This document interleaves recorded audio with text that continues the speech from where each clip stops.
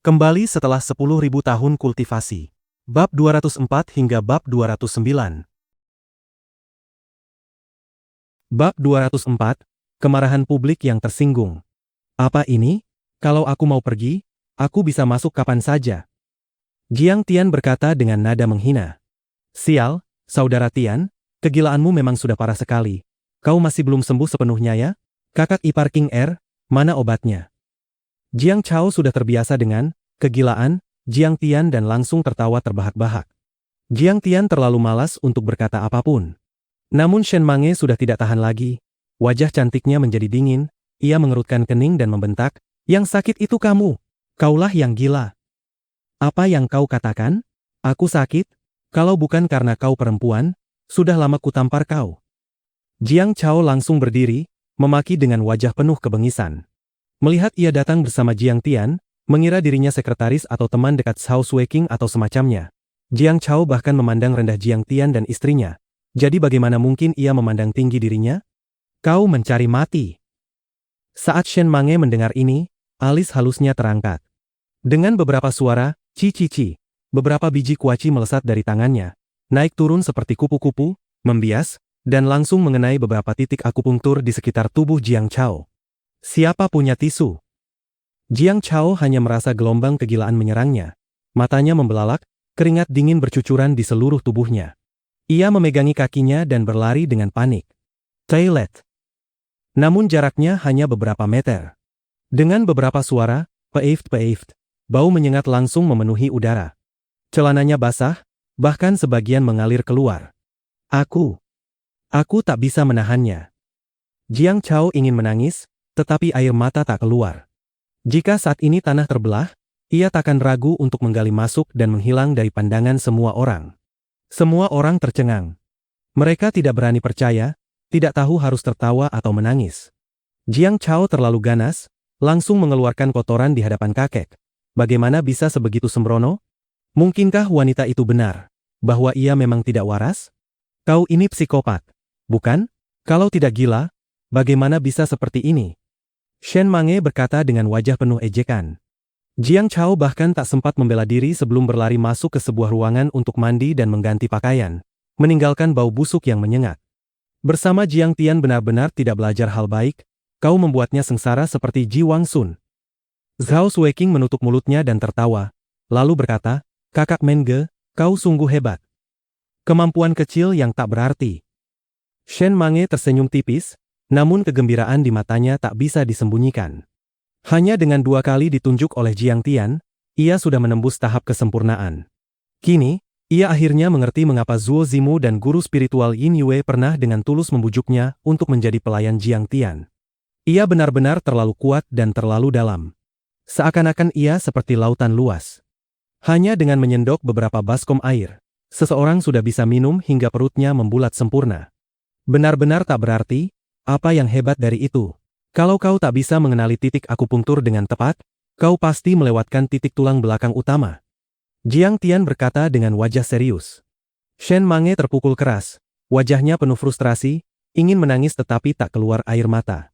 Guru Jiang, bisakah Anda tidak begitu menuntut? Sudah sangat langka bagiku menembus tahap kesempurnaan dalam waktu 1-2 bulan. Jiang Ran kembali. Tiba-tiba, terdengar kegaduhan dari luar pintu. Banyak orang dari Jiang Zhuang berdiri dan melihat ke arah pintu. Di pintu masuk, seorang pria muda bertubuh tegap dan berwibawa dingin seperti pedang berjalan masuk. Ia berusia sekitar 27 atau 28 tahun. Tinggi dan tegap, mengenakan seragam militer, berambut pendek, tampak penuh semangat. Sepasang mata harimaunya memancarkan cahaya, dan ada ketegasan di wajahnya. Meskipun Jiang Ran dan kakek Jiang hanya diberi 5 set pakaian dan termasuk cabang samping, dalam hal kemampuan, ia sebanding dengan Jiang Banxia dan Tuan Muda King Feng. Ya, kudengar ia punya bakat berlatih bela diri. Ia diterima sebagai murid oleh seorang guru di dunia bela diri. Setelah mahir, ia bahkan bergabung dengan militer. Benar, kudengar itu bukan unit biasa, melainkan pasukan khusus pedang ilahi timur dari wilayah militer Jinling. Lihat pangkatnya, sekarang ia sudah mayor, setara pejabat wakil departemen. Sungguh luar biasa, masa depannya tak terbatas. Bagaimana ia bisa naik begitu cepat? Pasukan itu tidak biasa. Mereka khusus melawan teroris. Sangat mudah meraih jasa. Ia sudah 2 kali meraih jasa kelas 2 di militer. Banyak warga Jiangzuang maju untuk berbincang. Yang lebih tua, dengan wajah iri, menyesali anak mereka tak seunggul itu. Yang lebih muda, penuh kekaguman dan hormat, seakan melihat seorang idola. Jiang Ran sangat ramah, memanggil paman-pamannya dengan hangat. Ia berkata bahwa saat kecil Jiang Changgeng pernah mengobatinya, maka ia kembali untuk merayakan ulang tahun kakek. Tiba-tiba, pandangannya jatuh pada Jiang Tian. Wajahnya menggelap, lalu berjalan perlahan sambil mencibir. Jiang Tian, kau memukul paman Daya. Jiang Tian memukul lagi. Baru sekarang semua orang menyadari Jiang Daya berdiri di depan pintu dengan takut dan pengecut, menatapnya dengan mata penuh kebencian. Beberapa sidik jari jelas terlihat di wajahnya. Bengkak seperti bakpao, pipi kanannya cekung parah. Setengah giginya telah tanggal. Da Fang adalah paman ketiga Jiang Ran. Jiang Tian adalah putra mahkota grup Raja Obat, kalau dulu memukul mungkin tak apa, tapi sekarang berbeda. Benar, Jiang Ran sudah berpangkat di pundak. Sementara Jiang Tian sudah diusir dari rumah. Tak peduli itu, memukul tetap salah, Jiang Daya adalah yang lebih tua. Benar, ini benar-benar tak menghormati orang tua. Banyak warga menunjuk Jiang Tian dan berbisik-bisik. Ada yang pahit, ada yang penuh kebencian, ada yang ragu, tetapi apapun ekspresinya, mereka semua yakin Jiang Tian telah menimbulkan bencana besar hari ini. Ya. Jiang Tian mengupas biji kuaci untuk King Er, wajahnya tenang dan santai, sorot matanya acuh tak acuh. Namun siapa dia bagiku, apa hubungannya denganku? Hanya seekor anjing yang menggigit. Selain orang yang dicintainya, selain sahabat dan kerabat yang pernah membantunya di kehidupan sebelumnya, Jiang Tian memandang hubungan darah dengan sangat dingin. Di luar angkasa, Jiang Tian pernah membentuk ulang tubuhnya dan mengubahnya sesuka hati. Jiang Tian, kau terlalu sombong. Mendengar itu, wajah Jiang Ran memucat karena marah, seluruh tubuhnya gemetar. Ia berasal dari keluarga miskin, ketika kecil keluarganya begitu miskin hingga tak mampu memasak. Kali ini, ia kembali ke desa setelah berhasil. Bisa dikatakan ia pulang dengan kemuliaan. Hari ini, pamannya membawa hadiah dan memintanya menerima anaknya menjadi prajurit. Besok, ia akan diundang ke jamuan makan dan diperlakukan dengan penuh hormat. Bisa dikatakan wibawanya di desa telah terbentuk. Ia sangat dihormati, berbeda jauh dari masa lalu. Namun tak disangka, Jiang Tian masih begitu sombong, bahkan menyebut paman ketiganya seekor anjing. Saat itu, Jiang Qingfeng berjalan keluar, memandang Jiang Tian dan bertanya, Jiang Ran, ada apa? Hanya masalah kecil. Ketika Jiang Ran melihat Jiang Qingfeng, ia tersenyum dan menepuk bahunya dengan akrab. Jiang Ran, sudah beberapa tahun tak bertemu. Kau benar-benar luar biasa. Kudengar kau sudah bergabung dengan Pedang Ilahi Timur. Jiang Qingfeng melirik Jiang Daya di kejauhan, sudah memahami situasinya. Namun ia tidak meledak di tempat, melainkan berjabat tangan dengan Jiang Ran dan mengobrol. Kau juga tidak buruk. Kudengar kau sudah memimpin perusahaan keluarga. Jiang Ran tertawa kecil. Itu semua berkat dukungan semua orang. Jiang Qingfeng berkata sopan, wajahnya penuh kebahagiaan, masuklah, kakek memintamu berbicara di aula dalam. Jiang Ran luar biasa, sampai Jiang Qingfeng sendiri menyambutnya, bahkan bisa masuk ke aula dalam. Kakek suka mengangkat junior. Jiang Ran terlalu menonjol, meski dari cabang samping, sudah masuk pandangan kakek. Benar, keluarga Jiang adalah tabib, pewaris berbagai pengetahuan.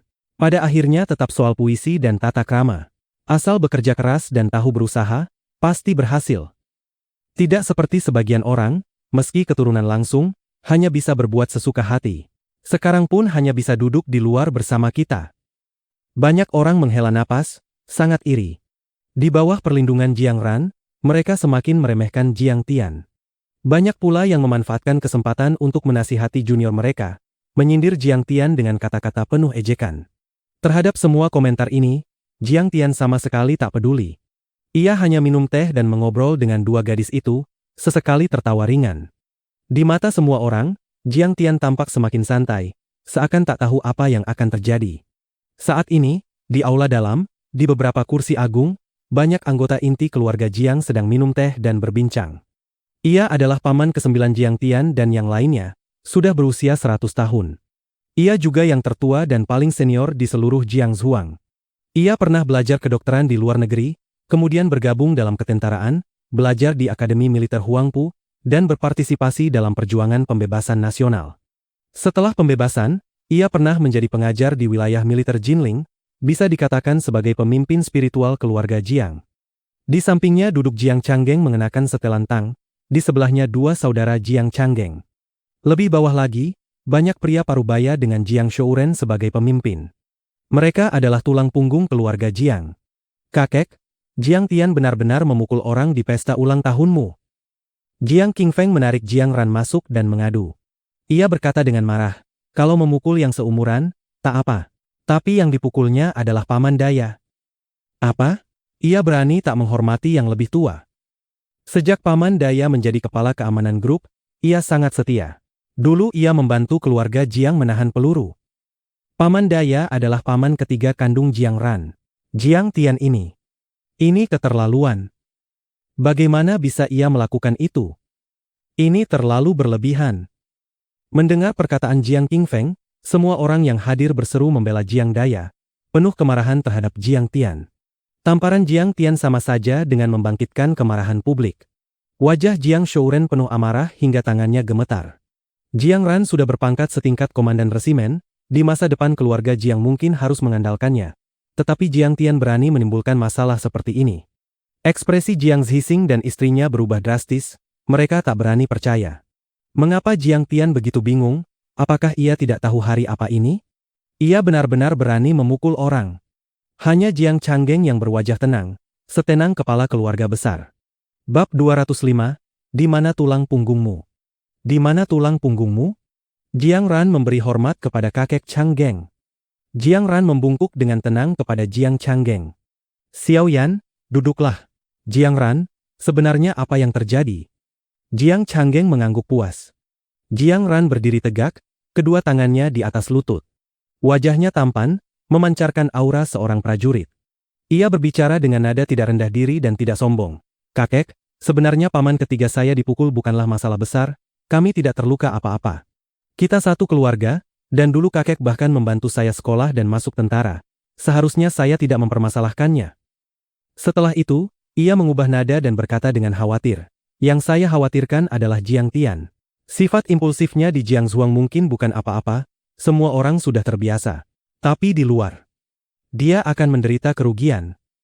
Jiang Ran, anak ini luar biasa. Saat ini, paman ke-9 Jiang Shouren dan yang lain menampakkan wajah penuh kekaguman. Ucapan Jiang Ran sangat pantas, sama sekali tidak menunjukkan agresivitas. Selain itu, kultivasinya juga tinggi, tetapi ia langsung menembus inti persoalan. Dari perkembangan Jiang Tian, ia meminta kakek menghukum Jiang Tian. Jiang Changgeng perlahan membuka mulutnya dan berkata, baiklah, panggil Jiang Tian kemari. Mari kita dengar sendiri apa yang ingin ia katakan. Jiang Lin segera berjalan keluar dan memanggil Jiang Tian masuk. Wajah Zhang Wanqing penuh kekhawatiran.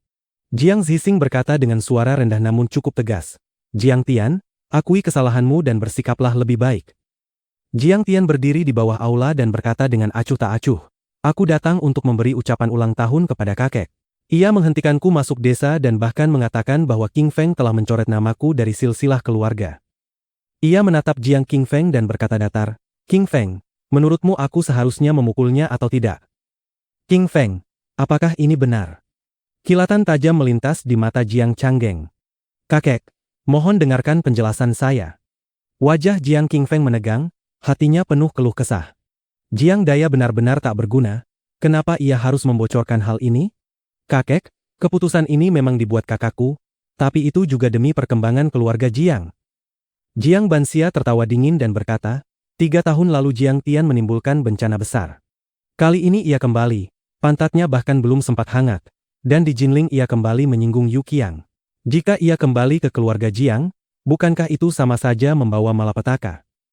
Benar. Bukankah Jiang Tian sudah diusir dari rumah? Maka jangan pernah masuk lagi.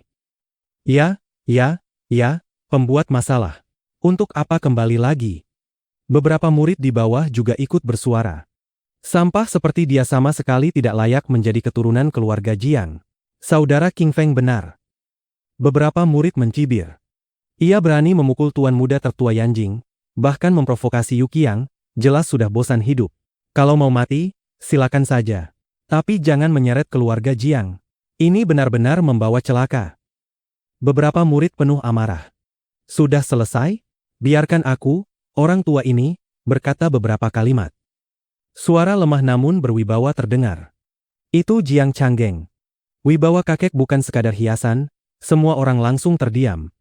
King Feng, nama keluargamu dan namamu tercatat dalam silsilah keluarga. Itu adalah martabat setiap anak keluarga Jiang. Nada Jiang Changgeng awalnya ringan, tetapi perlahan amarah di wajahnya makin jelas, suaranya makin meninggi. Kau tak bisa mencabutnya tanpa rapat keluarga. Sebagai generasi ketiga, hak apa yang kau miliki untuk mencabut nama Jiang Tian? Anjing, kau sudah hampir 30 tahun. Apakah otakmu tidak tumbuh? Jiang Qingfeng ketakutan hingga seluruh tubuhnya gemetar, menundukkan kepala dan berkata, "Kakek, cucu ini tahu salah." Jiang Changgeng berkata dingin, "Jiang Zhuang adalah akar keluarga Jiang. Hari ini kau sesuka hati melarang Jiang Tian masuk. Di masa depan, mungkin ada orang yang berani melarang sampah sepertimu masuk. Sekarang aku bahkan meragukan apakah dengan pikiran sempit seperti itu kau mampu mengendalikan grup Raja Obat." Jiang Qingfeng tertegun, cemas dan ketakutan. Kebajikan atau kemampuan apa yang dimiliki Jiang Tian sampai kakek begitu melindunginya? Bahkan mulai meragukan kemampuannya sendiri. Semua orang tertegun, tak menyangka kakek akan melindungi Jiang Tian sedemikian rupa. Banyak orang keluarga Jiang mengernyit, menggeleng dan menghela napas, merasa Jiang Changgeng terlalu berat sebelah. "Kakek, bagaimana bisa Anda begitu memihak?" Jiang Banxia yang cantik dan dimanjakan merasa tak adil melihat kakaknya dimarahi di depan umum. Ia berkata dengan sedih. Hanya karena Jiang Tian memukul tuan muda tertua Yanjing dan menimbulkan bencana besar, ia tidak boleh dimaafkan. Dulu kakek terlalu memanjakannya sehingga ia bertindak sewenang-wenang dan meremehkan semua orang. Beberapa hari lalu ia bahkan memprovokasi Yu Qiang lagi. Mendengar itu, wajah Jiang Zixing dan istrinya menegang, mata mereka penuh kekhawatiran. Ini adalah noda Jiang Tian, fakta yang tak bisa diubah. Banyak anggota keluarga Jiang memandang Jiang Tian dengan dingin, merasa puas sambil menggeleng. Noda ini akan mengikutinya seumur hidup. Setiap kali disebut, ia harus mengaku salah dan mengalah. Aula menjadi sunyi. Semua orang menoleh kepada kakek, menunggu putusannya. Peristiwa ini sudah terjadi 3 tahun lalu, dan aku belum pernah membahasnya dengan benar. Hari ini, aku harus menyampaikan pandanganku. Beberapa jejak kemarahan muncul di wajah Jiang Changgeng saat ia berkata serak. Banyak orang memasang telinga, mata mereka penuh kegembiraan dan sindiran, menunggu ia menghukum Jiang Tian keras-keras. Jika Jiang Tian bersalah, maka semua orang yang hadir bersalah. Dan aku, Jiang Changgeng, bahkan lebih tak termaafkan. Aku pantas menebusnya dengan kematian kepada leluhur. Ucapan ini membuat wajah semua orang berubah drastis. Mereka begitu terkejut hingga berkeringat dingin. "Ayah, hari ini ulang tahun Anda. Bagaimana bisa mengucapkan kata-kata sial seperti itu?" "Jiang Tian, lihat, kau membuat kakek marah sampai bingung." Jiang Shouren dan yang lain segera berdiri untuk menenangkan kakek. Jiang Changgeng memejamkan mata. Banyak emosi rumit melintas di wajahnya. Ia lama tak berbicara, seakan mengenang hari 3 tahun lalu. "Aku tidak bingung." Jiang Changgeng kembali tenang dan memberi isyarat agar semua duduk. Setelah semua duduk, ia perlahan berkata, alasan keluarga Yanjing membatalkan pertunangan bukan hanya karena Jiang Tian, melainkan karena mereka menganggap keluarga Jiang tidak sepadan dengan mereka. Jika keluarga Jiang 10 kali lebih kuat, jika bisa masuk jajaran keluarga teratas di Tiongkok, sekalipun Jiang Tian lumpuh, sampah, atau idiot, mereka tetap akan berusaha menjalin hubungan dan dengan senang hati menikahkannya, bukan memutuskan pertunangan. Mendengar ini, wajah semua orang memerah hingga telinga. Hati mereka bergetar ketakutan. Aku masih ingat hari mereka datang membatalkan pertunangan. Mereka angkuh, mata memandang tinggi, seperti pangeran surga yang memandang keluarga Jiang sebagai debu, sombong sampai puncaknya. Dan kalian. Semuanya berwajah tunduk, menundukkan kepala dan meminta maaf kepada mereka. Jiang Changgeng menepuk meja dan berkata marah. Aku ingin bertanya, dosa apa yang dilakukan keluarga Jiang? Mereka yang melanggar janji, mereka yang merobek kontrak pernikahan, mereka yang tidak menghormati orang tua. Aku bertanya, di mana tulang punggung kalian? Di mana keberanian kalian? Wajah gemuk Jiang Shouren basah oleh keringat dingin. Kepalanya tertunduk penuh rasa malu. Ketika pihak lain mengusulkan pembatalan, Jiang Tian pada dasarnya tak peduli. Namun tuan muda tertua Yanjing itu berani memanggilku, Tua Jiang, tanpa hormat. Bahkan bertanya apakah aku lebih pedas dari bawang putih. Jiang Tian pun bergerak. Jiang Changgeng terdiam sejenak, lalu menghela napas pahit. Sayangnya, saat itu hanya Jiang Tian yang memperjuangkan kehormatan keluarga. Mungkin kalian menganggapnya kekanak-kanakan, tapi bagiku setidaknya ia tidak kehilangan keberanian seorang pria, tidak kehilangan nyali seorang pria, tidak kehilangan keberanian dan kesombongan seorang anak keluarga Jiang. Semua orang tercengang, tak percaya pada apa yang baru mereka dengar. Kepribadian kakek selama ini tenang dan lembut, siapa sangka di dalam hatinya tersembunyi jiwa seorang penguasa. Bahkan ada jejak aura ganas. Ternyata ini wajah sejati kakek. Suci di dalam, raja di luar. Ia mampu berkultivasi dengan sepenuh hati, namun juga memiliki ambisi mengatur negeri dan menaklukkan dunia. Hanya Jiang Tian yang tersenyum tipis dalam hati, merasa tercerahkan. Seharusnya aku kembali lebih awal untuk menemui kakek. Jiang Changgeng perlahan meneguk teh, matanya berkilat saat berkata ringan. Sebagai kepala keluarga, aku tak bisa memukul seorang junior. Tapi saat itu aku benar-benar ingin menamparnya. Sekarang, tentang peristiwa 3 tahun lalu, aku ingin memberi penilaian objektif dan adil kepada Jiang Tian. Kau bertarung tidak cukup baik. Bukankah ada kursi dan batu bata? Kenapa harus pakai tangan? Saat mengatakan ini, matanya menyipit dan ia tersenyum nakal, sedikit licik. Ucapan kakek langsung menghantam jantung. Jiang Zixing, istrinya, dan Jiang Lin merasa tersentak, seakan tercerahkan. Namun sebagian besar orang telah lama kehilangan semangat, tidak setuju dengan pandangan kakek. Di dunia ini kekuatan yang penting. Keras kepala, apa gunanya? Jiang Tian mungkin menjaga wibawa saat itu, keluarga Jiang tak terlalu kehilangan muka, tapi sekarang, musuh keluarga Jiang ada di mana-mana. Jiang Tian hanya tuan muda pesolek. Apa ia tahu soal kehormatan keluarga? Omong kosong. Ia hanya suka berkelahi. Kakek terlalu melindunginya. Lihat saja, ia pasti makin menjadi-jadi dan suatu hari akan mencelakakan dirinya sendiri. Banyak orang berbisik pelan. Mereka makin tidak puas terhadap Jiang Tian, makin muak padanya. Saat suasana agak dingin, paman ke-9 bersandar pada tongkatnya dan tersenyum ramah. Changgeng, hari ini ulang tahunmu yang ke-70. Hari penuh sukacita. Jangan menyalahkan anak-anak sampai gemetar ketakutan. Menurutku kita lanjutkan ke bagian berikutnya. Biarkan para junior bersujud dan mempersembahkan hadiah ulang tahun. Banyak orang tertawa ketika mendengar ini, namun mata mereka saling bertukar pandang dengan keseriusan. Setiap tahun, hadiah generasi muda sangat penting. Saat anak cucu memamerkan hasil mereka dan saling bersaing. Mereka sudah tidak kecil lagi, tak perlu bersujud. Jiang Changgeng kembali ramah dan tertawa. Cepat kirimkan hadiah yang kalian siapkan, kita lakukan sekadarnya. Semua bersiap makan, jangan sampai kelaparan. Saya mengucapkan semoga kakek berkah seluas laut timur. Umur sepanjang gunung Nanshan. Jiang Tei yang pertama berdiri. Ia bersujud di tanah 3 kali, lalu mengambil kotak hadiah dari tangan paman keduanya. Kakek, silakan lihat. Bab 206, Hadiah Ulang Tahun. Kakek sedikit mengangguk, memperlihatkan sedikit kelembutan. Ia mengusap kotak bersampul satin kuning itu dan bertanya, Jiang Chao, harta apa ini sebenarnya? Berat sekali. Jangan-jangan emas? Aku tahu kau membuka bar dan toko barang antik, tampaknya kau memang menghasilkan sedikit uang. Kakek, biar saya buka untuk Anda. Jiang Chao berjalan maju dengan wajah penuh sanjungan dan membuka kotak itu. Ketika semua orang melihat ke dalam, mereka tak dapat menahan tawa. Ternyata itu satu set mahjong.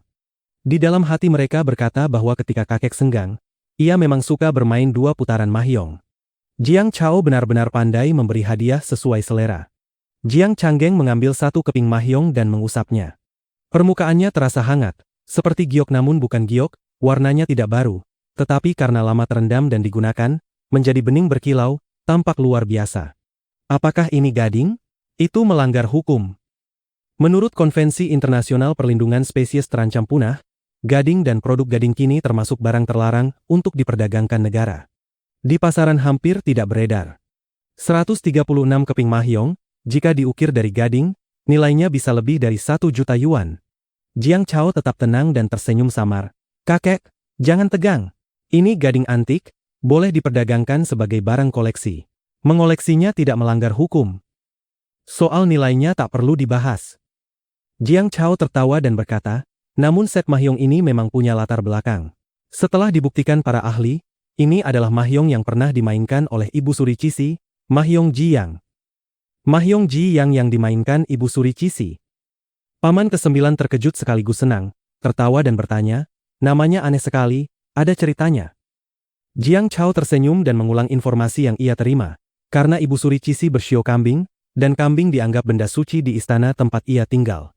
Misalnya, semua papan putih dalam set ini diukir anak kambing kecil sebagai simbol keberuntungan dan kemakmuran. Semua orang melihat dan memang benar. Pada papan putih terdapat ukiran kambing kecil berwarna-warni. Terlihat lucu dan polos, tanpa keraguan keasliannya. Jiang Changgeng mengernyit, seolah kurang puas, lalu berkata, Jiang Chao, jarang sekali kau begitu berbakti. Kau masih ingat kebiasaan kecilku ini. Tapi membeli barang ini pasti mahal, bukan? Semua orang ikut cemas. Jiang Changgeng kuno dan hemat.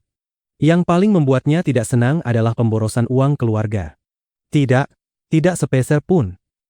Jiang Chao tertawa, Anda juga tahu saya membuka toko antik. Saya membelinya dari seorang pemabuk asing yang bangkrut. Ia berkata bahwa ia merampasnya dari Yuan Mingyuan saat pasukan 8 negara menyerbu Yanjing. Saya pikir ini juga harta nasional. Daripada tinggal di luar negeri, lebih baik saya beli kembali dengan $50.000. Menurut pembuktian ahli, set mahjong ini bernilai setidaknya 2 juta. Karena hanya 5 set yang asli, lainnya tiruan generasi berikutnya. Saat mengatakan ini, ia menggelengkan kepala seolah menyesal. Bagus, bagus. Paman ke-9 sangat menghargainya dan bertepuk tangan. Jiang Chao benar-benar cakap. Dulu orang asing menindas Tiongkok kita hingga lemah. Kini Jiang Chao secara sah dan masuk akal mengambil kembali milik leluhur. Jiang Chao, hadiah ini akan kuterima. Tapi ingat, mahjong tetaplah permainan, cukup sesekali saja. Senyum muncul di wajah Jiang Changgeng, ia mengangguk. Melihat itu, Jiang Yangming dan istrinya sangat gembira. Jelas kakek lebih menyukai Jiang Chao satu tingkat. Di antara para junior, ada yang sangat iri, ada pula yang mulai gugup. Jiang Chao langsung memberi hadiah sebesar ini. Setelah ia bergerak, hadiah mereka mungkin takkan memberi efek yang sama. Jiang Tian kemana? Bukankah ia harus mempersembahkan biji kaca raja itu? Wajah Jiang Chao penuh kebanggaan, memandang kiri kanan mencari rasa superioritas dari Jiang Tian. Namun entah kapan bocah itu sudah menghilang. Kakek, saya juga memberi hadiah. Saat itu Jiang Banxia tersenyum manis dan berjalan perlahan ke depan, membawa sebuah kotak. Jiang Changgeng mengangguk dan membukanya. Di samping, paman ke-9 tiba-tiba tertawa, Ayo, manusia emas kecil, menarik. Semua orang melihat. Di dalam kotak ada patung manusia emas sebesar telapak tangan. Keempat anggota tubuhnya, kepala dan leher, bahkan bola matanya dapat bergerak. Selain itu, permukaannya penuh lubang jarum rapat yang sesuai dengan titik akupunktur dan meridian tubuh manusia. Jiang Banxia dengan bangga melirik Jiang Zixing dan istrinya, lalu menarik kembali pandangannya dan berkata manis. Ini adalah manusia tembaga titik meridian dinasti Qing. Meski dibuat dari emas, meridiannya hidup, salurannya diisi raksa. Selama titik akupunktur ditusuk, mekanisme aktif dan raksa mengalir, bola mata bergerak, bibir bergerak, bahkan mengeluarkan suara aneh. Seperti makhluk hidup, sangat menarik. Wajah Jiang Zixing berat, ia menghela napas. Zhang Wanqing juga tampak muram. Aduh, hadiah yang mereka siapkan terlalu kalah jauh. Jika hadiah Jiang Chao hanyalah benda hiburan, maka hadiah Jiang Banxia benar-benar tepat sasaran bagi kakek. Harus diketahui bahwa kakek seumur hidup berpraktik kedokteran. Obsesinya terhadap pengobatan Tiongkok sudah mencapai tingkat fanatik. Wen Ji. Benar saja, Jiang Changgeng tak sanggup melepaskannya. Ia melihat telapak kaki manusia tembaga itu dan tiba-tiba berseru, buatan tangan. Ya Tuhan. Tubuhnya gemetar karena kegembiraan. Ini karya Wu Qian, tabib dinasti Qing, kepala penyusun kitab cermin emas pengobatan. Ada cap, Ji, miliknya. Ini benar-benar barang bagus. Kau. Bagaimana mendapatkannya? Dari keturunan Wu Qian, Wu Miao di Yanjing, aula pemeliharaan Meridian. Saat saya bekerja di Wall Street Amerika Serikat, ia mempercayakan pengelolaan dana kepada saya. Jiang Banxia tampak rendah hati, tetapi kebanggaannya sulit disembunyikan. 3 tahun ini saya membantu menaikkan asetnya dengan imbal hasil majemuk tahunan 25%, melipat gandakan hartanya. Cek. Bansia benar-benar murah hati. Kalau dilelang di pasar antik, setidaknya 4 juta. Jiang Chao terus mendesah kagum. Bansia luar biasa. Lulusan magister keuangan memang hebat. Imbal hasil tahunan 25%. Luar biasa. Kita punya buffet wanita.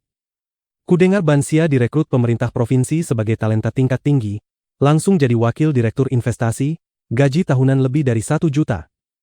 Banyak orang penuh kekaguman. Para pemuda sangat iri dan tak henti berseru. Dulu aku ingin kau belajar kedokteran, tapi kau memilih keuangan. Wajah Jiang Changgeng tampak menyesal, lalu ia tersenyum lembut. Tampaknya kau berpegang pada pilihanmu dan meraih prestasi besar di bidangmu sendiri. Teruslah bekerja keras. Tenang kakek, saya pasti akan berusaha sekuat tenaga. Jiang Bansia tersenyum manis dan kembali ke belakang orang tuanya. Setelah itu, para junior lain juga mempersembahkan hadiah. Ada yang mahal, ada yang unik, ada yang bersejarah panjang. Akhirnya, di bawah tatapan banyak orang, Jiang Qingfeng melangkah maju, menyerahkan sebuah hadiah dan berkata sambil tersenyum, "Kakek, ini hadiah saya." Qingfeng adalah talenta paling menonjol keluarga Jiang. Entah hadiah besar apa yang ia siapkan. Pasti menggemparkan. Suasana tak lagi tenang. Semua berbisik penuh antusias dan harapan. Bahkan paman ke-9 tak sabar dan berseru, "Changgeng, cepat buka wawasan kami." Jiang Changgeng membuka kotak itu. Di dalamnya sebuah gulungan kuno sederhana yang memperlihatkan wajah aslinya. Pada kertas sampul yang menguning tertulis beberapa kata kecil. Bahkan Jiang Changgeng tak mampu tenang. Wajahnya menunjukkan keterkejutan, lalu ia tertawa. Ini adalah naskah asal-usul pengobatan karya tabib terkenal dinasti Qing, Su Dacheng. Buku tunggal. Sangat langka. Kau mendapatkannya dari mana? Ini harta nasional. Kakek, begini. Jiang Qingfeng menjelaskan, tahun lalu saya berkunjung ke keluarga Su untuk pertukaran akademik, dan berdiskusi dengan tabib istana Su Tianlei. Dari aula tabib istana, Su datong. Ia berkata kemampuan kami setara, lalu spontan menghadiahkan buku ini kepada saya. Semua orang berseru kagum, penuh hormat kepada Jiang Qingfeng. Jika berbicara tentang yang paling menonjol hari ini, tentu Jiang Qingfeng. Lupakan nilai hadiah, kemampuan medisnya bahkan bisa setara dengan master aula tabib istana. Betapa menentangnya bakat ini. Luar biasa, kemampuan medis Qingfeng sudah setara Su Tianlei. Paman ke-9 berseri-seri dan bertepuk tangan. Changgeng, kau memiliki cucu yang berbakat, cakap, dan berbakti. Hidupmu sungguh berhasil. Bagus, bagus. Jiang Changgeng mengangguk, tetapi ada sedikit dingin di wajahnya. Sebenarnya, saat Jiang Bansia berbicara tadi, ia sudah sedikit curiga. Ia mengalahkan buffet? Peluangnya sangat kecil. Setelah Jiang Qingfeng memberi hadiah, ia akhirnya mengerti. Jiang Qingfeng sama sekali tak mungkin setara Su Tianlei. Bahkan kemampuan Su Tianlei hampir setara dengannya. Hanya ada satu kemungkinan, mereka telah mengeluarkan biaya besar untuk membeli hadiah-hadiah ini. Namun karena tahu ia tidak suka pemborosan, mereka mengarang kebohongan dan menutupinya dengan cerita indah. Tampaknya mereka semua tahu kemampuan mereka tak cukup, sehingga berusaha mati-matian memperebutkan hak pembagian keluarga Jiang. Namun dengan begitu banyak orang hadir, ia tak bisa membongkar mereka dan mempermalukan. Ia hanya bisa menghela napas panjang dalam hati. Apakah tak ada satupun dari keluarga Jiang yang benar-benar mampu membalikan keadaan? Sementara itu, Jiang Shouren dan kelompoknya sama sekali tak menyangka bahwa kakek telah melihat semuanya, dan masih merasa sangat puas diri. Ayo, bukankah Jiang Tian sangat hebat? Kemana ia pergi? Mengapa tidak mempersembahkan hadiah kepada kakek? Bibi besar memandang Jiang Zhixing dengan sinis. Ia, bahkan berani memarahi kakaknya. Hebat sekali, tapi sekarang tak terlihat bayangannya. Bibi kedua mendengus dingin. Bukankah ia memenangkan mobil sport dari Yuqiang? Berikan saja kepada kakek untuk dimainkan. Jiang Bansia juga mencibir. Wajah Jiang Zhixing pucat dan muram, tak tahu harus menjawab apa. Siapa sangka pada ulang tahun ke-70 kakek, mereka akan begitu kejam dalam memberi hadiah. Mereka hanya menyiapkan beberapa tonik dan obat tua, nilainya hanya beberapa ribu yuan. Benar-benar tak mampu bersaing. Bab 207. Awan tamu ucapan selamat. Zhang Wanqing memaksakan senyum dan berkata, Jiang Tian pulang terlalu tergesa-gesa, kami belum cukup persiapan. Kalau diberi waktu 3 tahun pun, dia tetap tak akan bisa mengeluarkan apapun. Dia hanya sampah, Asal tidak mati kelaparan saja sudah bagus. Semua orang langsung menunjukkan rasa jijik dan menggelengkan kepala. Jiang Shouren sepenuhnya mengabaikan keponakannya yang tak berbakat itu. Ia melihat ponselnya dan berkata dingin, "Baiklah, hentikan omong kosong. Para tamu terhormat sudah tiba, kita harus menyambut mereka." Saat itu, wajah Jiang Zhixing dan istrinya semakin kaku. Segmen sebelumnya adalah ajang pamer pencapaian generasi muda. Maka segmen ini adalah adu jaringan dan relasi generasi mereka, dan ini jauh lebih sulit bagi mereka. Walaupun setiap tahun banyak tamu datang, sebagian besar datang untuk Jiang Shouren dan Jiang Yangming. Jiang Zhixing hanyalah pejabat kecil yang tak berarti. Zhang Wanqing dahulu adalah ketua sekaligus presiden grup Raja Obat, sehingga memiliki banyak relasi. Namun semua orang di dunia bisnis tahu bahwa 2 tahun lalu ia kalah dalam perebutan kekuasaan. Kini ia hanya manajer umum sebuah pabrik farmasi kecil. Tahun lalu, pada ulang tahun kakek, Jiang Zhixing dan istrinya hanya memiliki beberapa tamu kecil, tak layak tampil di panggung. Tahun ini mungkin sejarah terulang lagi. Aku harus merasakan penghinaan dan ketidakberdayaan tanpa akhir. Memikirkan hal itu, Zhang Wanqing menghela napas panjang dengan wajah penuh penyesalan dan kehilangan. Benar saja, pada saat itu terdengar suara nyaring dari pintu. Wakil Direktur Zhao Dong dari Jinling datang memberi selamat. Wajah Jiang Yangming langsung berseri-seri, "Temanku, pasti datang untukku. Aku akan menyambutnya." Di depan pintu, sebuah BMW kali 5 berhenti perlahan. Seorang pria parubaya berperut buncit turun dengan wajah penuh senyum. "Saya datang memberi selamat kepada kakek." "Selamat datang, selamat datang." Jiang Yangming sangat gembira. Diiringi Jiang Yangming, Zhao Dong masuk ke aula dalam dan memberi selamat. Ia tersenyum dan berkata, "Kakek, Dr. Ilahi Jiang, wakil kepala aula Jiang, saya Zhao Jinxin, datang memberi ucapan ulang tahun. Semoga keberuntungan seluas laut timur dan umur panjang 100 tahun. Ketua Zhao Dong, terima kasih atas kerja kerasmu." Jiang Zhixing hanya mengangguk sedikit. Ia seorang wakil inspektur, pejabat di aula utama. Bagaimana mungkin ia terlalu menghormati seorang pengusaha dengan aset puluhan juta? Sejak Zhao Jinxin datang, tamu-tamu lain pun berdatangan satu demi satu, menimbulkan keramaian kecil. Li Zhong dari grup medis Amal. Direktur Qian dari Biro Kesehatan Distrik Hujan Jinling. Presiden Hu dari perusahaan alat medis Hui Hui. Wakil Sekretaris Jenderal Komite Kota. Para tamu ini entah kaya atau berkuasa. Para pengusaha kebanyakan bergerak di bidang kesehatan, dengan aset sekitar 1 miliar yuan atau lebih. Para pejabat umumnya setingkat kepala bagian atau lebih tinggi. Bahkan Wakil Sekretaris Jenderal Komite Kota Jinling termasuk pejabat wakil tingkat departemen yang berkuasa besar. Sebagian datang untuk Jiang Shouren dan Jiang Yangming, sebagian untuk keluarga para bibi, bahkan ada yang untuk atasan Jiang Banxia. Saat ini jelas ajang pamer koneksi dan hubungan. Adapun Jiang Zhixing dan istrinya, mereka hanya membawa Zhao Wuji dan putranya. Jelas tak layak tampil. Melihat itu, Jiang Banxia mendengus dan memandang keluarga Jiang Tian, berkata, keluarga mereka seharusnya tidak datang. Lihat, bahkan tak punya tamu layak. Benar-benar mencari malu. Jiang Tian terlalu sombong. Bahkan bisa dikatakan ia mencelakakan seluruh keluarganya. Tapi tak layak disimpati, memang pantas. Jiang Qingfeng memandang rendah dan menggeleng dengan jijik. Di dalam dan luar rumah, banyak orang menunggu melihat keluarga Jiang Tian mempermalukan diri. Jiang Chao berjalan dengan langkah angkuh ke depan Jiang Tian dan berkata sinis. "Jiang Tian, bukankah tadi kau sangat sombong? Kenapa tak punya teman layak dan tak menyiapkan hadiah untuk kakek?" Begitu ia berkata, banyak orang yang tak menyukai Jiang Tian menoleh, menunggu ia mempermalukan diri. "Aku sudah menyiapkan hadiah. Tapi masih dalam perjalanan." Tak disangka, wajah Jiang Tian tetap santai dan ia berkata ringan. Terus saja membual. "Hadiah apa? Cepat keluarkan." Jiang Chao mencibir.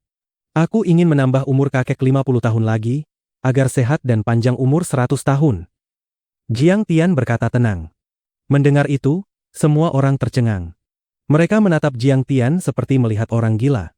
Jiang Chao tertegun sesaat lalu mencibir, "Omong kosong. Kau kira dirimu dewa? Bualanmu keterlaluan. Anak ketiga ini memang tak benar." Iya, mulutnya seperti kereta api. Karakter buruk, temperamen jelek, mudah memukul orang, dan sombong tak tahu batas. Benar, jelas tak bisa dibandingkan dengan Jiang Qingfeng dan Jiang Banxia. Semua orang diam-diam menggeleng, penuh penghinaan. Penyakit berat kakek saja sulit disembuhkan. Kini baru beberapa bulan berlalu, bahkan dewa pun sulit menyelamatkannya. Apa kemampuan Jiang Tian untuk menambah usia kakek? Bibir merah Jiang Banxia membentuk lengkung sinis. Ia berkata dingin, Jiang Tian, lihat keluargamu, tak punya satupun hadiah layak, tak punya tamu yang bisa dibanggakan. Terlalu memalukan. Kalau aku jadi kau, bahkan tak akan makan jamuan ulang tahun, langsung pergi saja. Saat itu ejekan memuncak. Tiba-tiba, suara pembawa acara bergetar penuh kegembiraan. Ketua Chao Zhenjun dan manajer umum Chen Gang dari teknologi Super Shape City datang memberi selamat. HM? Teknologi Super Shape City? Bukankah itu perusahaan internet inovatif? Mengapa datang memberi selamat? Ya, Shape City dan Jinling terpisah ribuan mil. Tak ada hubungan.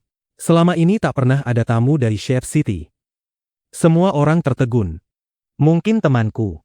Aku akan melihat. Jiang Qingfeng merapikan pakaiannya dan berjalan keluar cepat. Ia melihat seorang pria gemuk seperti bakso berjalan masuk, matanya kecil mengamati sekeliling. Tiba-tiba ia melihat Jiang Tian, mengabaikan Jiang Qingfeng dan langsung berlari ke depan Jiang Tian. Jiang. Tuan Jiang. Akhirnya saya menemukan Anda. Kau.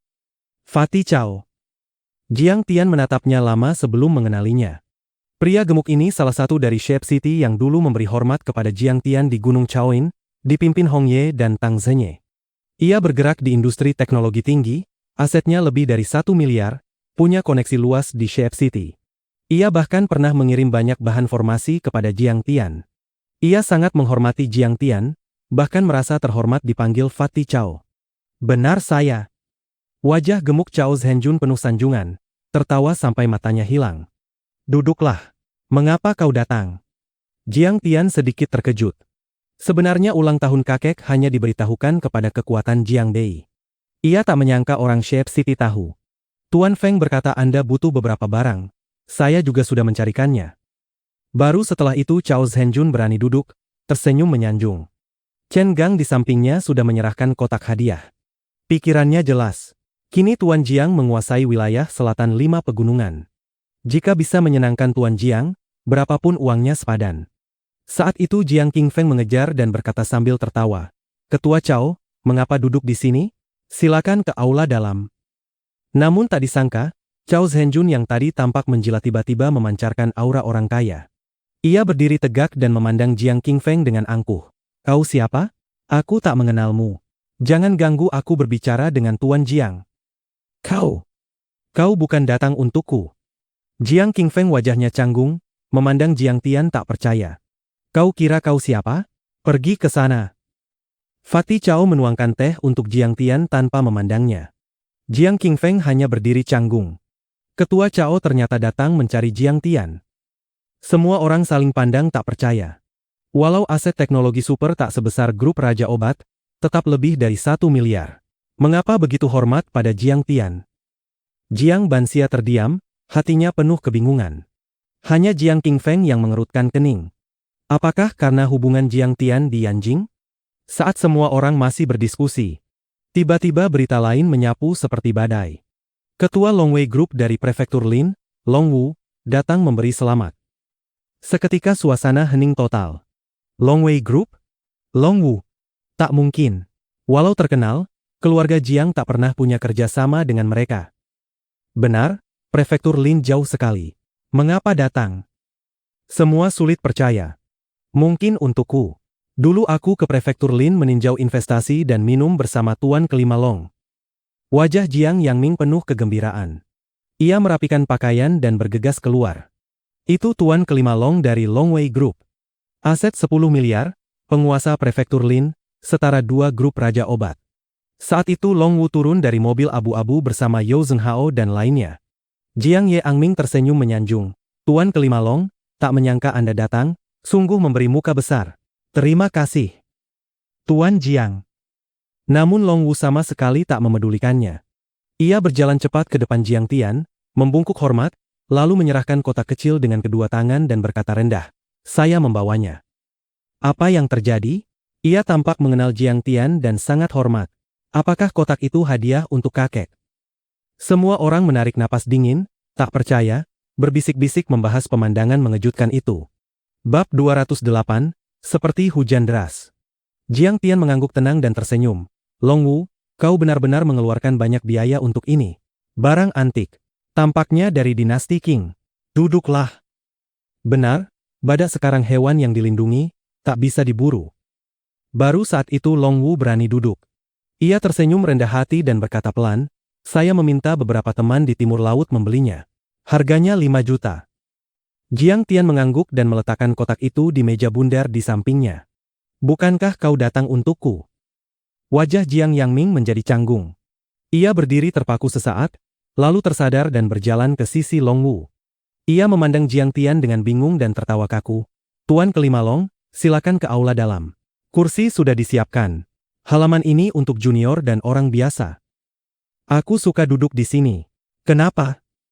Menghadapi sikap menyanjung Jiang Yangming, Long Wu justru menunjukkan wibawa tokoh besar prefektur Lin. Ia membusungkan dada dan memandangnya dari samping dengan jijik. Yao Zhenghao bahkan lebih kasar dan langsung memarahi, kami tak akrab denganmu, minggir. Ini. Jiang Yangming sangat malu, tetapi tak berani bertindak gegabah. Ia hanya berdiri kaku. Sudahlah, Long Wu, Zhenghao. Karena kalian sudah datang, pergilah memberi hormat pada kakek. Jiang Tian berkata sambil tersenyum tipis. Baik, Guru Jiang. Namun terhadap perkataan Jiang Tian, Long Wu dan yang lain mengangguk patuh seolah menerima titah kekaisaran, lalu berjalan ke aula dalam. Sudut mata Jiang Yangming berkedut. Ia berdiri terpaku seperti melihat hantu, memandang Jiang Tian tak percaya. Orang-orang di sekeliling juga tercengang. Long Wu adalah kaisar prefektur Lin, menguasai puluhan miliar yuan. Namun ia begitu hormat kepada Jiang Tian, bahkan menyerahkan sesuatu. Untuk sesaat hati semua orang bergolak, tak mampu lagi tenang. Mereka berbisik-bisik. Long Wu ternyata datang untuk Jiang Tian. Apakah Jiang Tian punya hubungan dengan Tuan Kelima Long? Setelah memberi hormat kepada kakek, Long Wu dan rombongannya keluar lagi. Saat itu Jiang Qingfeng, Jiang Banxia, dan para junior lainnya juga tercengang melihat kejanggalan ini. Bagaimana Jiang Tian mengenalnya? Apakah karena keluarga Zhao mendorong pintu? Tanya Bibi tak percaya. Sangat mungkin. Semua memandang Zhao Sueking di samping Jiang Tian dengan rasa iri dan masam. Perusahaan farmasi Zhao sedang naik daun. Kudengar penjualannya 2 miliar setahun, bahkan melampaui grup Raja Obat. Mungkin Long Wu datang demi keluarga Zhao.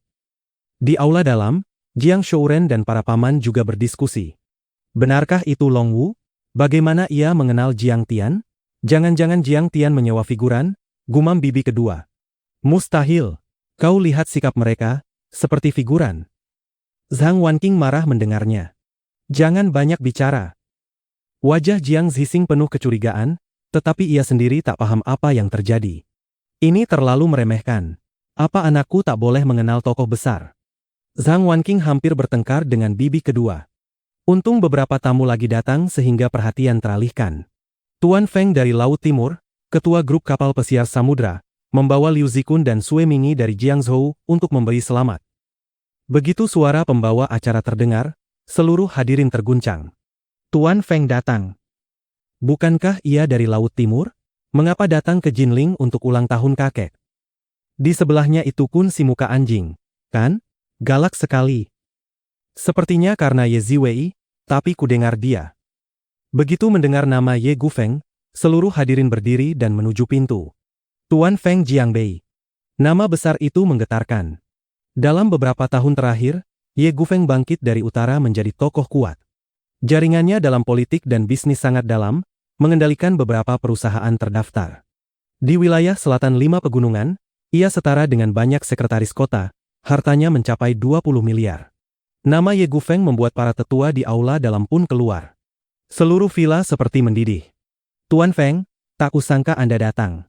Sungguh kehormatan besar. Bahkan Jiang Shouren tak mampu tenang dan buru-buru menyambut. Ye Gufeng berpakaian santai, berkacamata emas, tampak elegan seperti cendekiawan. Namun auranya besar dan menekan. Jiang Yangming dan wakil sekretaris jenderal pun tampak kalah wibawa. Para pengusaha memandangnya dengan kagum fanatik. Laut Timur adalah kota khusus nasional, sejajar dengan Yanjing, Zhonghai, dan Sheep City. Di sana Ye Gufeng adalah yang terkaya. Dibanding pengusaha Jinling, seperti ayam bertemu burung phoenix. Aku kira ia juga mencari Jiang Tian. Ternyata cuma salah paham. Jiang Qingfeng dan generasi ketiga lainnya akhirnya lega. Benar, Jiang Tian sudah menikah dengan Zhao Sueqing. Meski Ye Ziwei menyukainya, Ye Gufeng pasti tak akan membiarkan putrinya dekat dengannya.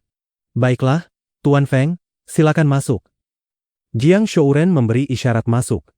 Ye Gufeng semula mengira Jiang Tian ada di dalam. Namun ia melihat Jiang Tian duduk di sudut halaman. Tunggu sebentar. Di bawah tatapan terkejut semua orang, Ye Gufeng berbelok dan berjalan cepat ke arah Jiang Tian. Ia memberi hormat dan tersenyum. Guru Jiang, barangnya sudah saya temukan. Guru Jiang. Kun si muka anjing, Sue Mingi dan para Taipan Laut Timur dan Jiang Zhou membungkuk serempak. Seruan itu penuh wibawa, menekan seluruh halaman hingga sunyi. Aura dominan itu membuat para pengusaha jantungnya berdebar, memandang Jiang Tian dengan shock dan takut. Semua terdiam. Senyum Jiang Shouren membeku. Mata Jiang Yangming membelalak. Apa ini? Jiang Chao ternganga. Dia dipanggil. Guru Jiang. Hati Jiang Banxia bergejolak. Bahkan jika keluarga Zhao berkembang pesat, tak layak mendapat hormat sebesar itu dari Ye Gufeng dan Long Wu. Apakah semua ini karena Jiang Tian? Letakkan saja barang itu. Temui orang tuaku dan kakek. Jiang Tian melambaikan tangan santai.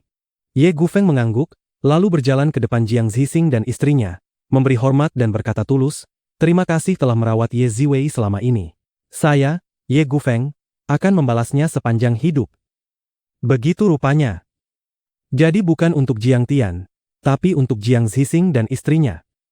Kudengar Ye Gufeng berpengaruh di 3 kota Jiangbei. Long Wu mungkin juga memberi muka padanya. Semua menghela napas lega, merasa salah paham. Hubungan ayah dan putri Ye memang kurang baik, jadi Ye Gufeng tak sering datang. Kini berdamai dan berterima kasih, wajar ia datang memberi selamat. Ye Gufeng dan rombongan masuk ke aula dalam. Namun halaman tak lagi tenang. Banyak orang memandang Jiang Tian berbeda. Saudara Qingfeng, sepertinya kita harus menjalin hubungan baik dengan Jiang Tian. Bagaimanapun Ye Ziwei kakaknya. Bahkan Ye Gufeng datang. Nada Jiang Chao mulai takut. Jiang Qingfeng tetap tenang, memandang Jiang Tian dalam-dalam. Jiang Banxia mendengus dingin. Lalu kenapa? Walau hubungannya baik dengan Ye Gufeng, tetap saja ia sampah. Harapan keluarga Jiang tetap pada kakakku. Mengandalkan orang luar takkan jauh. Tapi kenapa Ye Gufeng memanggilnya Guru Jiang? Terlihat sangat hormat, bukan seperti pada junior. Sebagian masih ragu, namun suara mereka tenggelam. Belum 5 menit Ye Gufeng masuk. Suara pembawa acara kembali menggema. Prefektur Lin, Tang Hongtu membawa putra tercintanya Tang Weimin, Tang Wanian, serta cucu kebajikan Tang Linglong datang memberi selamat. Berita itu seperti badai yang lebih dahsyat. Dibanding Ye Gufeng, ini lebih menggemparkan. Tang Hongtu memegang jabatan penting pusat dan baru naik pangkat menjadi mayor jenderal. Tang Weimin baru menjabat sekretaris komite kota, anggota komite tetap provinsi, penguasa wilayah. Dalam setahun terakhir, keluarga Tang bersinar seperti matahari di puncak langit. Penatua Tang dan Jenderal Tang datang. Di aula dalam, Jiang Ran tak mampu duduk tenang lagi. Matanya berkilat, wajahnya memerah karena kegembiraan. Bab 209, Klimaks. Ayah, Tang Guozhu mengenal Anda. Mengapa tidak mengatakan lebih awal? Mendengar kabar itu, Jiang Yangming begitu bersemangat hingga seluruh tubuhnya gemetar. Tidak begitu, pada awal tahun 2007, Tang Guozhu sakit parah. Ia pernah mengirimnya kepadaku untuk berobat, tetapi penyakit itu terlalu sulit, aku tidak terlalu memikirkannya. Kakek juga tampak bingung. Walaupun tidak terlalu akrab, setidaknya ada sedikit hubungan. Mereka pasti datang untuk kakek. Aku akan menyambut mereka. Jiang Shouren sangat bersemangat, ia memimpin dan membawa semua orang keluar untuk menyambut. Sebuah Audi hitam baru yang tampak sekitar 80% berhenti, sangat rendah hati. Pintu terbuka, Tang Linglong menopang Tang Guozhu masuk, dan di bawah pengawalan 3 putra keluarga Tang, seluruh keluarga berjalan masuk. Tang Linglong gadis kecil itu mengenakan mantel pendek, di dalamnya gaun musim dingin hitam dengan stoking warna asli, diikat di pinggangnya sabuk kecil yang indah, dengan jelas menggambarkan tubuhnya yang anggun. Wow, ini pasti putri sekretaris Tang, sangat cantik. Gen keluarga Tang terlalu luar biasa. Banyak pemuda yang hadir berseru kaget, air liur mereka hampir menetes. Jiang Ran menatap Tang Linglong, hatinya terbakar oleh gairah. Ia bergumam, jika aku menikahi wanita ini, dengan dukungan keluarga Tang, bukankah aku bisa melesat di militer, naik ke langit dalam satu langkah? Wajah Jiang Qingfeng juga penuh emosi. Ia memandangnya dan berpikir dalam hati, Jiang Ran, meskipun kau cukup baik, latar belakang keluargamu masih terlalu miskin. Mungkin aku masih punya secercah harapan. Melihat Tang Linglong yang terlahir bangsawan dan memiliki sikap luar biasa, Jiang Banxia dan para gadis lainnya semua merasa bahwa ia seperti seorang putri. Semburat kecemburuan muncul di mata mereka, dan mereka juga merasa sedikit malu dan rendah diri. Penatua Tang, Sekretaris Tang, saya tidak menyangka Anda akan datang. Jiang Shouren berjabat tangan dengan keluarga Tang dan yang lainnya, dan pada akhirnya, ia menggenggam tangan Tang Weimin dengan erat, enggan melepaskannya. Ia jauh lebih muda daripada Tang Weimin, tetapi wajahnya penuh sanjungan, membungkuk untuk menyenangkan orang lain, membuatnya tampak lucu. Hehe, tidak perlu sopan. Di mana Tuan Jiang? Penatua Tang tampak ramah ketika ia tertawa. Di aula dalam. Penatua Tang dan semuanya, silakan ikut saya. Jiang Shouren berpikir, bisa dipanggil Tuan oleh Penatua Tang, tanpa diragukan lagi itu ayahnya yang tua. Namun tak disangka, ketika rombongan baru saja berjalan ke depan bangsal, Tang Linglong berlari ke depan Jiang Tian, membungkuk hormat dan berseru, Guru, saya datang. Ini orang tuaku. Bukankah kau selalu ingin bertemu mereka? Jiang Tian menunjuk kepada orang tuanya. Junior Tang Linglong memberi hormat kepada kedua tetua. Saya mengucapkan selamat tahun baru. Mata Tang Linglong berbinar dan ia segera berlutut di tanah, bersujud 9 kali berturut-turut.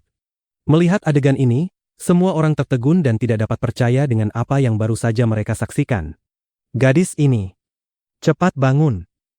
Jiang Zhixing dan istrinya juga bingung. Jiang Shouren awalnya tertegun, lalu ia tersenyum dan buru-buru maju untuk menopangnya. Nona Tang, status Anda terhormat. Bagaimana bisa Anda melakukan penghormatan sebesar itu kepada keluarga adik ketigaku? Orang-orang keluarga Tang ada tepat di sana, tetapi ia justru melakukan penghormatan sebesar itu kepada keluarga adik ketiganya yang tidak berharga. Jika keluarga Tang marah, bukankah keluarga Jiang akan terbalik? Guru Jiang, jadi Anda sebenarnya di sini, bukan di aula dalam. Salam kepada Guru Jiang. Keluarga Tang kami memberi hormat kepada orang tua Guru Jiang. Tak disangka, Penatua Tang memimpin ketiga putranya berjalan mendekat, tidak menghentikan Tang Linglong, malah dengan ekspresi yang sangat hormat membungkuk kepada keluarga Jiang. Adegan ini seperti sambaran petir, menghantam tepat di atas kepala semua orang. Semua orang merasakan sengatan listrik menyebar dari punggung mereka ke anggota tubuh dan tulang, hingga ke dahi. Rasa mati rasa dan pusing menyebar seperti riak ke kepala dan tulang mereka. Ini. Apa yang terjadi? Semua orang terkejut dan tidak percaya. Jiang Shouren dan yang lainnya bahkan lebih bingung. Wajah Jiang Ran menjadi pucat kekuningan, matanya penuh ketakutan.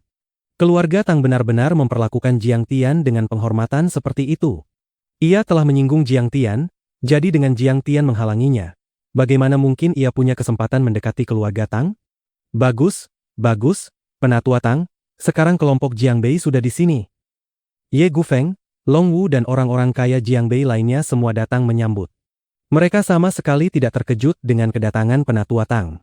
Sekarang, Jiang Tian sudah menjadi Grand Master seni bela diri yang menekan seluruh Tiongkok. Jika ia berani mengklaim dirinya yang terkuat di bawah langit di bawah tahap ilahi, siapa yang tidak akan tunduk kepadanya?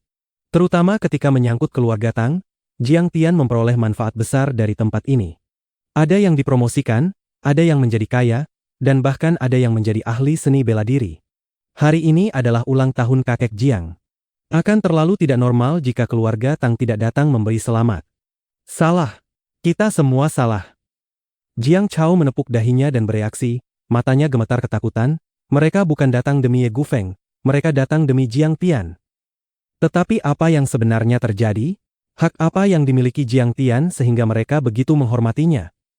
Jiang Banxia tidak yakin. Jiang Tian, kau memang punya kualifikasi untuk sombong karena mengenal begitu banyak tokoh besar. Tapi lalu kenapa? Kepalan tangan Jiang Qingfeng yang terkepal erat gemetar, wajahnya muram, dan ia meraung dalam hatinya. Kau tidak tahu belajar, hanya sampah jerami, dan ayahmu hanya pejabat kecil. Ini keluarga Jiang, mereka adalah yang paling penting untukku pelajari. Aku adalah penopang paling luar biasa keluarga Jiang, dan hanya aku yang memiliki kualifikasi untuk mengendalikan masa depan keluarga Jiang. Di tengah kerumunan, Jiang Zixing dan istrinya juga sangat bersemangat dan bingung. Zhang Wanqing bergumam, jadi itu berarti, sebenarnya Old Ye bukan datang untuk kita, tetapi untuk anaknya. Jiang Zixing tidak berani mempercayainya, alisnya berkerut erat, dan ia berseru, Shiking, apakah dia mengibarkan bendera keluarga Zhangmu dari prefektur Lin? Banyak tokoh besar benar-benar datang memberi selamat kepada Jiang Tian ketika para tamu tiba. Ini terlalu sulit dipercaya. Jiang Zixing memikirkan banyak kemungkinan, tetapi pada akhirnya ia menolaknya satu persatu dalam hatinya. Pada akhirnya, ia merasa ini satu-satunya kebenaran. Di Yanjing, keluarga Zhang adalah salah satu dari 10 kelas kaya teratas. Jika Jiang Tian mengungkapkan fakta bahwa ia adalah cucu keluarga Zhang, lupakan Long Wu dan para kuat lainnya di dunia persilatan, bahkan keluarga Tang pun harus memberinya muka. Memikirkan ini, ia tidak mampu menenangkan amarahnya dan merasa tidak senang untuk sementara waktu. Keluarga Zhang selalu memandang rendah pasangan itu. Jiang Zixing adalah seorang sarjana, memiliki sikap kuat, dan tidak pernah mencoba menjilat mereka.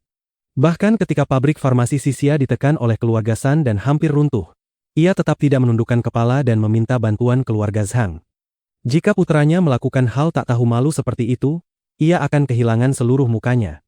Saat ini, ia ingin menendang Jiang Tian ke tanah. Hemp, masa depan apa yang dimiliki anakmu itu? Selain menggunakan keluarga Zhang untuk pamer, apa lagi yang bisa ia lakukan? Bibi kedua juga memikirkan hal ini, dan segera mengejeknya dengan nada masam.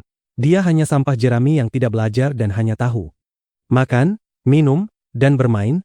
Apakah ia benar-benar bisa membuat orang-orang ini menghormatinya dari lubuk hati mereka? Ya, pasti begitu. Demi memoles muka mereka, Jiang Tian bahkan tidak peduli pada wajahnya dan menggunakan keluarga Zhang untuk menipu orang-orang dari utara ini. Para pahlawan Sungai Utara benar-benar bodoh, tetapi mereka tidak tahu bahwa keluarga Zhang dan keluarga Jiang Tian seperti air dan api. Mereka tidak berhubungan selama bertahun-tahun. Mendengar kata-kata bibi kedua, semua orang yang hadir tersadar. Dari keterkejutan menjadi penghinaan.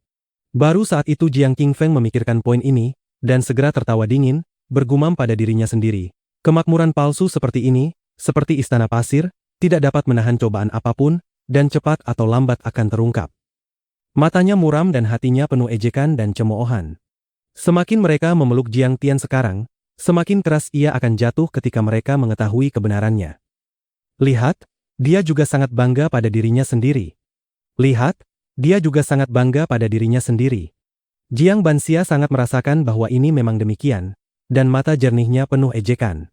Ia memandang Jiang Tian seolah-olah ia orang mati, dan mencibir, orang kuat seperti ini, aku menghormatimu untuk semua manfaat yang bisa kau peroleh dari keluarga Zhang. Ketika saatnya tiba dan kau tidak bisa menebus diri, mereka pasti akan mengulitimu hidup-hidup. Benar. Sial, aku hampir saja pergi meminta maaf padanya. Untung ibuku mengingatkanku tepat waktu. Kalau tidak, aku akan kehilangan banyak muka. Jiang Chao menghapus keringat dingin di dahinya dan berkata, perempuan, jangan sembarang bicara. Yao Zhenghao mendengar kata-kata bibi kedua. Ia tiba-tiba menoleh dan berteriak, jika bukan karena hari ini ulang tahun kakek, hari perayaan, tahukah kau bahwa setelah kau mengucapkan kata-kata itu, aku sudah membunuhmu? Ia berasal dari latar belakang rendah dan tampak sangat ganas. Bibi kedua begitu ketakutan hingga seluruh tubuhnya gemetar. Keringat dingin mengalir di wajahnya, tampak sangat malu. Yao Zhenghao memandang semua orang dengan tatapan membunuh dan berkata dingin, tekanan Guru Jiang, selatan 5 pegunungan, bagaimana kalian bisa begitu sombong? Tepat saat itu, seorang pemuda berlari dan berteriak, tidak baik, Yu Qiang datang.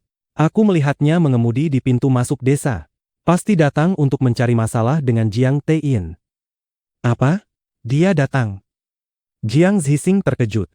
Ia pernah kalah dari Jiang Tian dalam mobil sport, sekarang mereka datang untuk menghancurkan tempat, bukan? Zhang Wanqing menggosok dahinya, ekspresinya sangat buruk. Yu Qiang ini sangat kejam, sengaja memilih hari penting seperti ini untuk datang, bukankah ini menampar wajah kita secara terbuka? Haha, sepertinya aku salah kali ini. Dia menipu semua orang di Jiangbei, tetapi tidak bisa menipu orang Jinling. Jiang Banxia bertepuk tangan putih gioknya dan berkata dengan gembira. Mengenai hal ini, Jiang Qingfeng terlalu malas untuk menjawab, ia hanya bisa menggelengkan kepala dengan jijik. Tunggu saja, Jika Yu Qiang tidak membunuhnya, itu sudah seperti ia membakar dupa. Jiang Chao tertawa licik. Namun, senyumnya membeku di wajahnya sebelum sempat mekar sepenuhnya. Ia tidak bisa tersenyum lagi. Tuan Muda Tang, ini tempatnya. Yu Qiang, yang sedang memanggil semangatnya, membungkuk dan membungkuk sambil memimpin jalan bagi beberapa pemuda dengan sikap luar biasa, seolah identitas mereka bahkan lebih mulia.